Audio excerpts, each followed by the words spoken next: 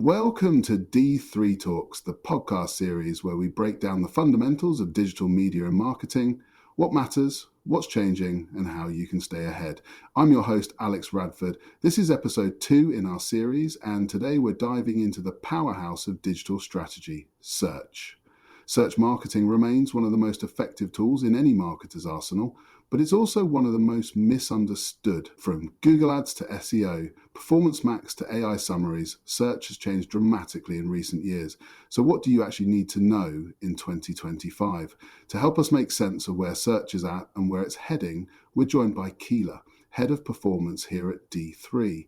Keila leads our search, social, and programmatic teams across 3 markets and brings a brilliant mix of technical know-how and commercial thinking.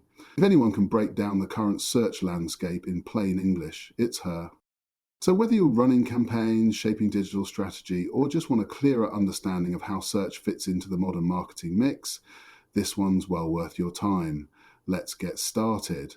So, starting at ground level, what exactly is search marketing? Hi, Alex, and thanks for inviting me on today.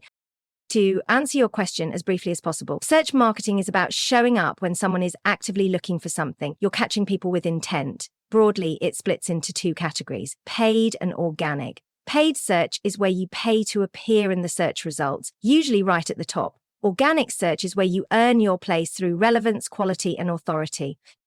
And they both appear on the same results page? Exactly. Paid ads usually appear at the top and bottom of the page, marked as sponsored or ad, while organic listings sit in the middle. But it's not just a list anymore. Google's results pages are packed with carousels, maps, featured snippets, and increasingly AI summaries. Let's tackle paid search first. Can you walk us through how the Google Ads auction actually works today? What's going on behind the scenes when someone hits search? Sure. So every time someone types a query into Google, there's a real-time auction happening in milliseconds to decide which ads appear and in what order. It's not just about who's willing to pay the most per click.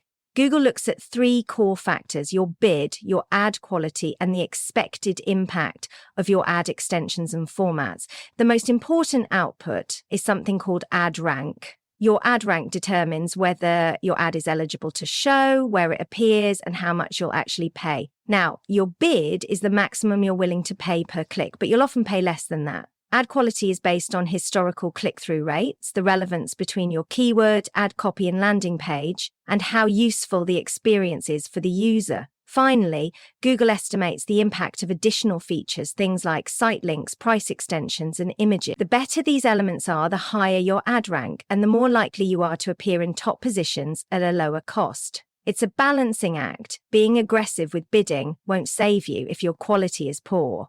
In fact, higher quality ads often win auctions even with lower bids, because Google wants to protect the user experience.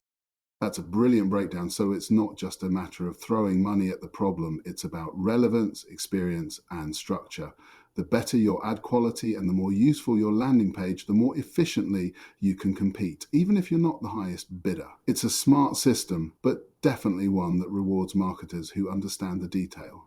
So, given that Google Ads was launched a quarter of a century ago now, back in October 2000, what has changed since then?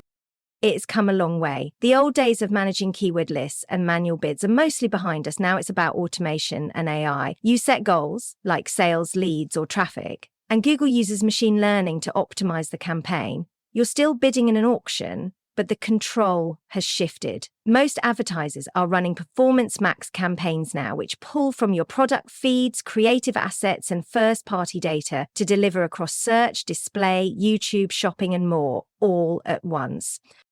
So, is that a good thing or a bad thing? Depends how you look at it. It's made paid search more accessible for businesses with small teams or limited expertise, but it's also removed a lot of the manual control that experienced marketers used to rely on. The upside is scale and efficiency, the downside is opacity. You don't always know why something's working or not. And what about costs? Is paid search still affordable? Cost per click varies massively by industry and intent. Some markets are seeing rising CPCs due to competition. and automation, flattening the playing field. But smart targeting, good creative and strong data signals can still drive excellent ROI. What's changed is the need to think of paid search as part of a full funnel strategy, not just a direct response channel. Okay, so let's shift gears. Can you unpack how Google decides what ranks where in 2025? What are the key signals that really matter now? Absolutely. At a high level, Google's organic ranking system is all about surfacing the most relevant, helpful, and trustworthy content for each search. Today, that's guided by a framework Google calls EEAT, experience, expertise, authoritativeness, and trust. So it's not just about content volume or keywords anymore. The algorithm looks at who created the content, whether they have real-world credibility, and whether that content is backed by evidence, clarity, and consistency. Technical SEO still matters, things like site speed, mobile usability, structured data, but increasingly it's content quality and intent matching that make the difference. Google also uses natural language processing to understand nuance, so well-structured human-written content performs better. And with the rise of Search Generative Experience, being the source cited in AI summaries is the new page one. That means creating clear, factual, and skimmable content that directly answers real user questions. So it's less about ticking SEO boxes and more about building real value. Google's essentially saying, if you wouldn't trust it or share it, it won't rank. And with AI now summarizing results, we're not just chasing clicks, we're earning visibility through authority. That's a fundamental shift for marketers. So, D finally still worth investing in? Absolutely. Organic is your long game. It doesn't cost you per click, but it requires serious investment in content, technical SEO, and site experience. It also builds trust. Users often click organic results over ads, especially in B2B and service-led categories. Hasn't organic become harder though, with AI snippets and zero-click searches? Yes, it's more competitive and the real estate has shrunk. We're seeing more results that answer the question immediately on the page, no click required. But that doesn't mean SEO is dead. It means you need to be strategic, create content that supports your commercial goals, targets questions your customers are actually asking, and optimizes for visibility in AI features, not just ranking. So from a time and cost perspective, do you recommend brands still invest in both? Absolutely. Paid and organic work better together. If you rank organically and also run a paid ad, your presence on the page increases trust and click-through rates go up. You also get better insights. You can test messages through paid and apply the learnings to your content strategy. Organic is your credibility engine. Paid is your traffic accelerator. Let's step back for a moment. How has search changed over the past decade? It's completely transformed. 10 years ago, it was all about keywords, stuffing, and exact match phrases. Now, Google understands intent. It uses AI models like BERT and MUM to interpret the nuance behind a search. So best running shoes for Auckland Winter 2025 doesn't just return keywords, it understands the context, seasonality, and location. We've also seen a shift from desktop to mobile and from typed search to voice and visual. Mobile-first indexing means Google prioritizes the mobile version of your site. If it's slow or clunky on mobile, your rankings suffer. And now we're seeing AI-generated answers on top of search results, right? Exactly. Google's new Search Generative Experience is rolling out in more markets. When users search, they now see an AI summary at the top of the page, a kind of curated answer built from multiple sources. It's meant to be helpful, but it also means fewer clicks to websites. That's forcing marketers to rethink what visibility means. So how do brands prepare for that? Start by structuring your content clearly. Headings, short paragraphs, bullet points, and schema markup. Think like a journalist. Be helpful, be clear, and back everything up with expertise. You're not just writing for people, you're writing for algorithms that summarize your content. Let's zoom out. Is it just about Google? Definitely not. Google dominates about 83% of global search, but other platforms are growing. Bing has gained ground, especially with AI integrations via Windows and Copilot. For B2B or older audiences, it performs surprisingly well. CPCs are lower and there's less competition. DuckDuckGo is small, but appeals to privacy feminist users. They don't track you, which some users appreciate. Amazon is huge for product searches. If you're in e-commerce, Amazon ads is as important as Google. Most people start their product search there, not on Google. And finally, YouTube is now the second biggest search engine in the world. It's where people go for tutorials, reviews, and visual content. That's massive for younger audiences. So would you recommend brands experiment across those platforms?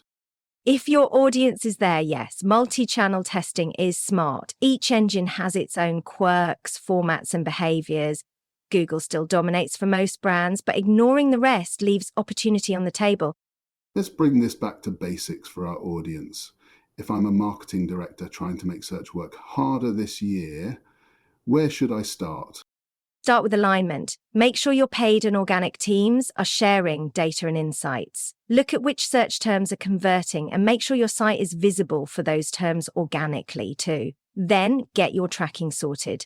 If you don't have accurate conversion tracking, you're flying blind. Especially now with privacy changes and cookie loss, first-party data and clear goals are everything. Next, look at your content. Is it genuinely helpful? Does it answer your customers' questions? Is it written by someone with real authority in the subject? And finally, test, learn, iterate. Don't assume what worked last year will work this year. The platforms are changing constantly. Stay curious, be willing to adapt, and treat search as a long-term investment.